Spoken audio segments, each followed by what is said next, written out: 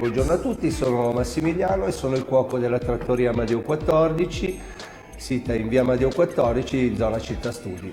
La nostra trattoria è una trattoria molto alla mano, dove i prezzi sono contenuti e dove è possibile mangiare con pochi euro. Il locale è molto alla mano, si può anche scherzare, ridere e stare seduti fino all'ora che si vuole, in ottima compagnia.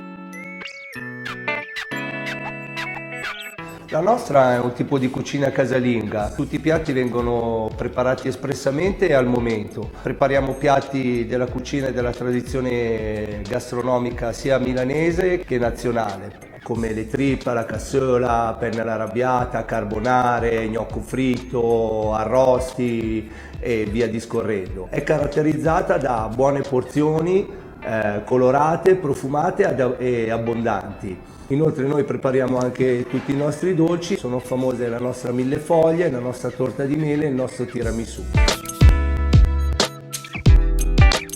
Un saluto agli amici di Lovresto e un saluto a tutti i nostri futuri clienti che vorranno recarsi presso la nostra trattoria a godere dei nostri splendidi piatti.